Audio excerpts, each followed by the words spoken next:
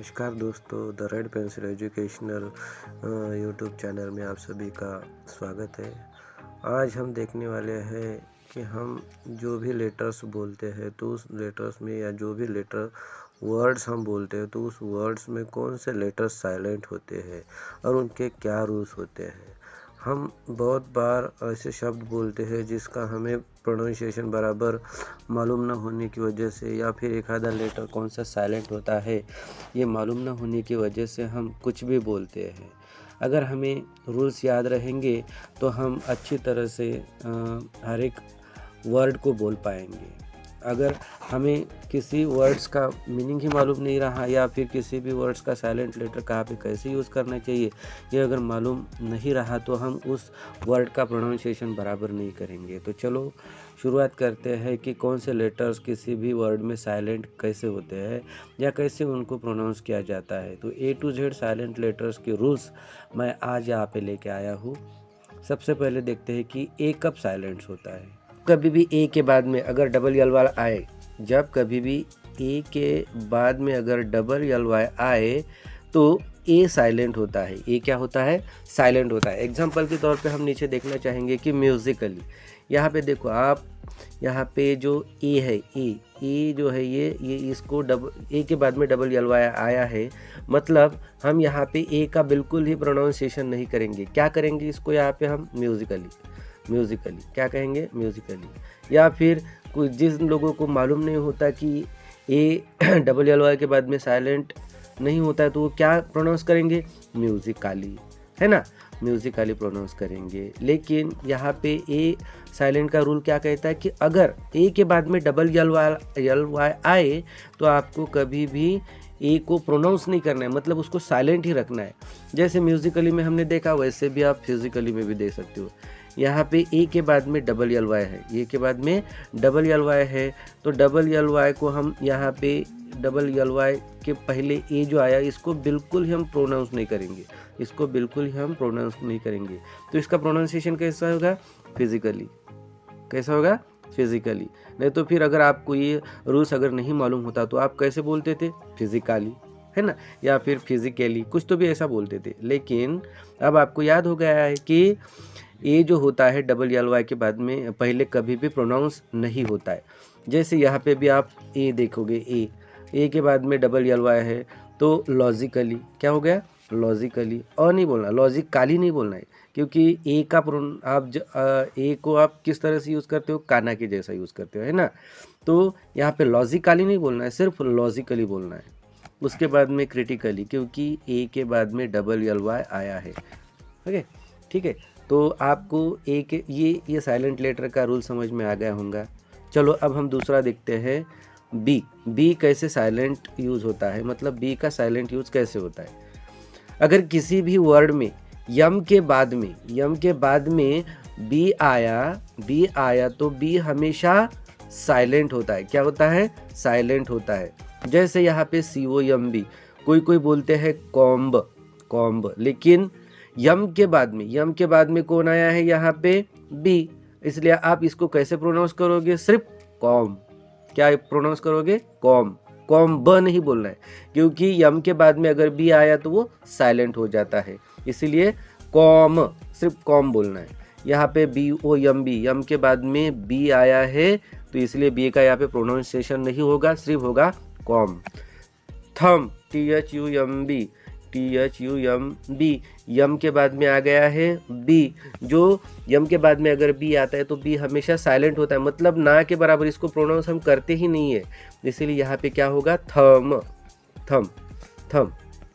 DUMB, डम, क्योंकि यम के बाद में बी आया है जो कि बी का हम प्रोनाउंसिएशन करते ही नहीं है। तो ऐसे कॉम, बॉम, थम, डम, ठीक है। तो इस तरह से बी का ये एक रूल होता है। दूसरा रूल क्या कहता है बी का?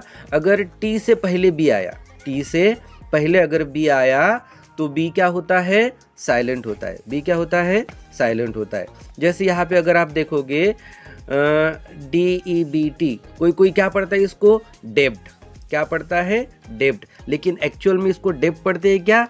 नहीं, यहाँ पे आपको सिर्फ डेट बोलना है। क्या बोलना है? डेट, DEBT, क्योंकि टी के पहले बी होता है, टी के पहले बी होता है, तो टी के पहले बी आया तो यहाँ पे बिल्कुल ही प्रोनाउंस नहीं करना है। ठीक है ना, समझ में आया।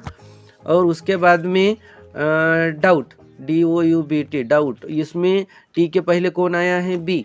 तो टी के पहले अगर बी आता है तो उसको बिल्कुल ही प्रोनाउंस नहीं करना। ये बी देखो, यहाँ पे टी के पहले कौन आ गया है? बी। तो बी को बिल्कुल आप यहाँ पे प्रोनाउंस नहीं करोगे, सीधे सीधे बोलोगे डाउट। ठीक है। SUBTLE, टी के पहले कौन आया है यहाँ पे? बी। तो आप बी को नहीं बोलोगे, सीधा सीधा क्या बोलोगे? सटल। क्या बोलोगे? सटल। क्या बोलोगे? सटल। ठीक है ना। तो इस तरह से ये आपका ए साइलेंट लेटर का रूल हो गया, बी साइलेंट लेटर का रूल हो गया। इसके बाद में हम अब सी साइलेंट कैसे होता है चलो समझ लेते हैं। अगर यस के बाद सी आए, यस के बाद क्या आए? सी आए। यस के बाद में सी आए तो सी क्या होता है बेटा? साइलेंट होता है। क्या होता है? साइलेंट होता है। मतलब सी को आप ना के जैसा प्रोनाउंस करोगे। ना के जैसा ही मतलब बिल्कुल एकदम साइलेंट, जो आपको होता तो है उसका प्रोनाउंसिएशन लेकिन ना के बराबर होते हैं। जैसे यहाँ पे आप देखोगे ASCENT, यहाँ पे यस के बाद में कौन आया है? सी। यस के बाद में कौन आया है? सी। तो यहाँ पे सी का आपको प्रोनाउंस करना है क्या? नहीं, यहाँ पे बिल्कुल आपको सी का प्रोनाउंसिएशन नहीं करना है। तो इसको आप कैसे प्रोनाउंस करोगे इस वर्ड को? इसको आप बोलोगे असेंट। क्या बोलोगे? असेंट।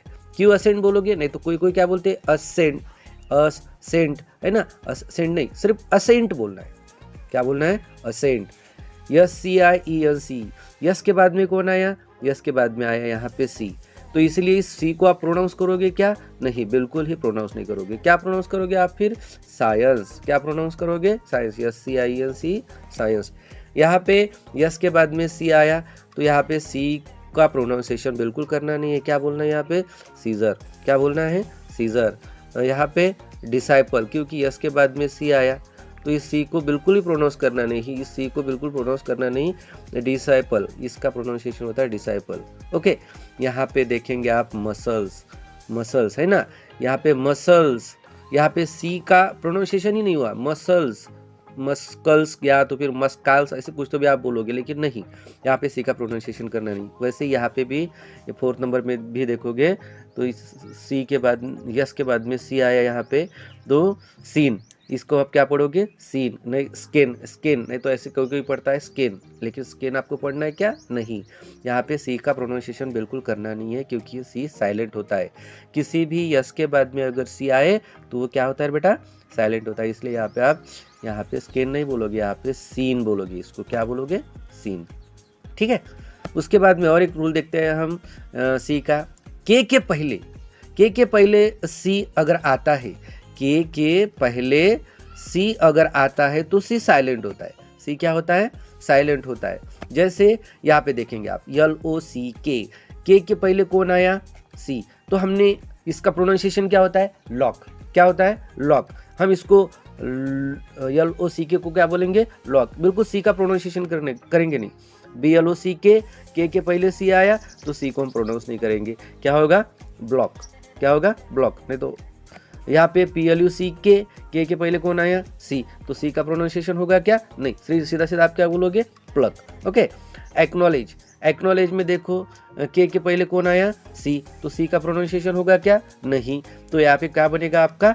एक्नॉलेज। एक्नॉलेज बोलोगे यहाँ पे ब्लॉक बोलोगे, यहाँ पे प्लग बोलोगे, यहाँ पे लॉक बोलोगे।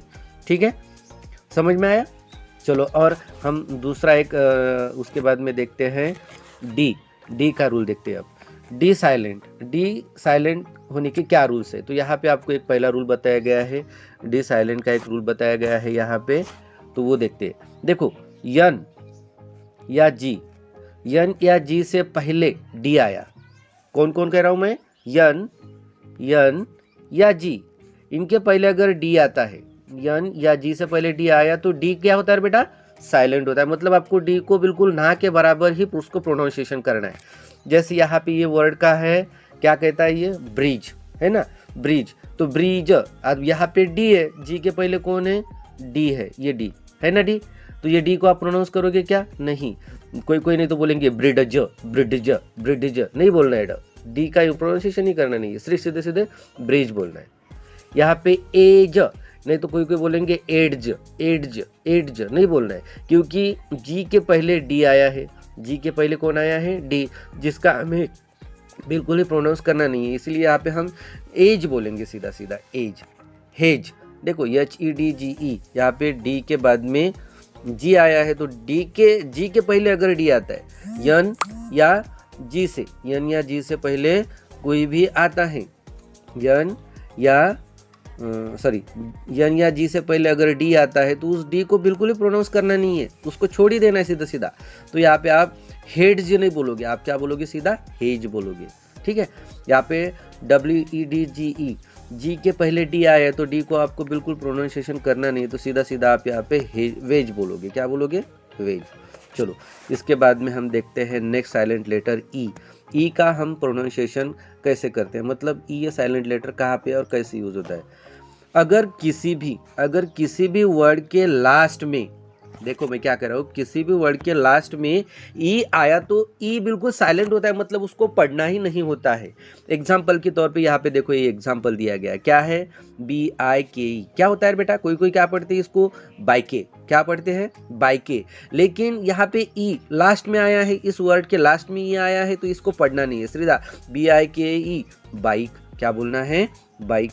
SHINE, ये लास्ट में आया है वर्ड के, तो इसको बिल्कुल पढ़ना ही नहीं है, क्या बोलना है, शाइन। TYPE, लास्ट में क्या आया है, ई, तो ई को पढ़ना नहीं, सादा सीधा क्या बोलना है, टाइप।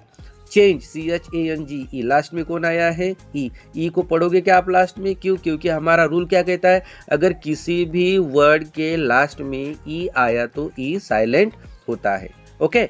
उसके बाद में देखेंगे हम नेम।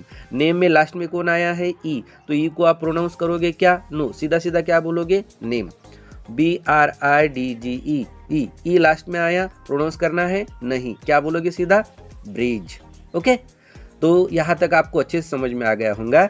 अब देखते हैं हम एफ के साइलेंट रूल को। एफ के साइलेंट रूल को आपको ये जानकर खुशी होगी कि एफ कभी भी साइलेंट लेटर नहीं होता है। एफ किसी भी वर्ड में, किसी भी शब्द में आया तो वो साइलेंट लेटर नहीं कहलाता है, ठीक है ना। तो एफ कभी भी साइलेंट नहीं होता है। आशा करता हूँ कि मेरा वीडियो आपको बहुत अच्छी तरह से समझ में आया होगा। अगर आपको वीडियो मेरा अच्छा लगे तो इसको लाइक एंड सब्सक्राइब ज़रूर करिए।